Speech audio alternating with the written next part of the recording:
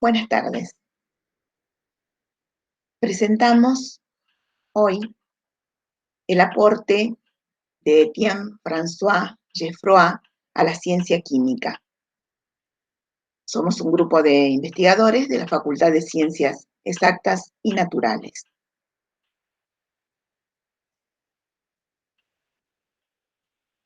Bueno, este trabajo constituye un avance del proyecto de investigación acreditado por la Secretaría de Investigación y Posgrado de la UNCA, Análisis de las ideas y procesos químicos del siglo XIX.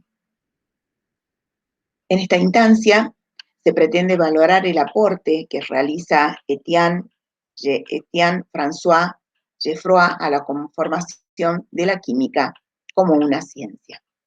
La metodología de abordaje es de carácter cualitativa. Bien, la palabra afinidad, tal como fue empleada por escritores de la Edad Media, implicó la idea de un parecido en una característica de los cuerpos reactantes. Un ejemplo lo constituye Albertus Magnus, quien en el siglo XIII usó la palabra afinitas para caracterizar la acción del azufre sobre los metales, diciendo que el azufre destruye los metales debido a su gran afinidad con ellos.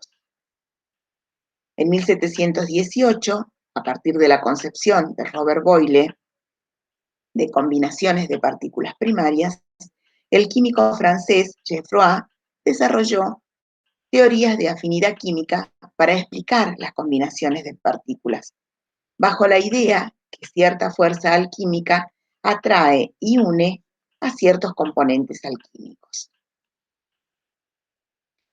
La primera serie que sintetiza la afinidad relativa entre las sustancias fue dada por Geffroy, quien expresa su ley fundamental diciendo: siempre que dos sustancias se encuentren combinadas teniendo la misma tendencia para combinarse cada una de ellas con otra, y encontrándose ambas combinadas, y existiendo una tercera, la cual tiene más afinidad con una de las dos, la tercera se une con esta, dejando a la otra libre. En este pasaje se advierte una idea de desplazamiento, que fue la base con la que construyó su tabla, mostrando las afinidades relativas de algunas sustancias que Geffroy había determinado.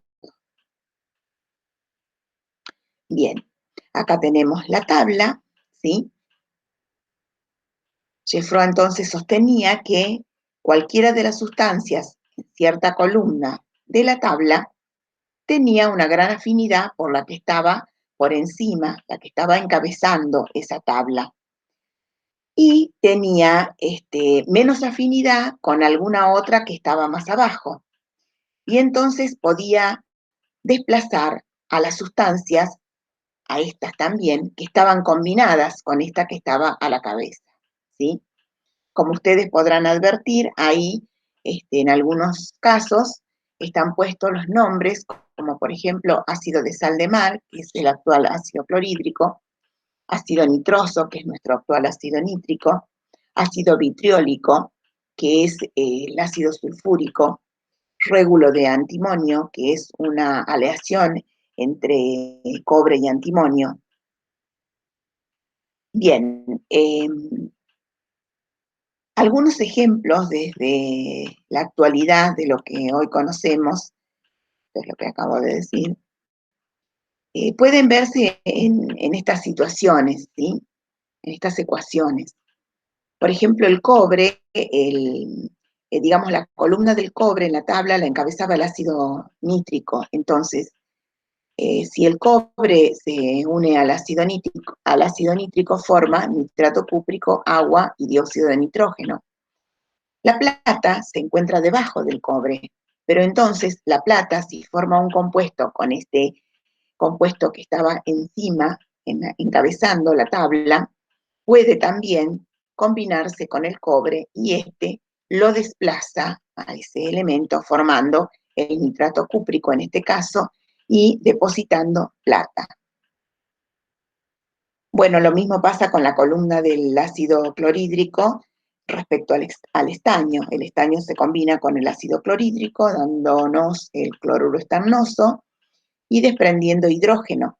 Pero si el cloruro de plata, cuyo componente metálico está por debajo del estaño en la tabla, si el cloruro de plata se combina con el estaño, entonces va a formar el cloruro estañoso en este caso y nuevamente un depósito de plata.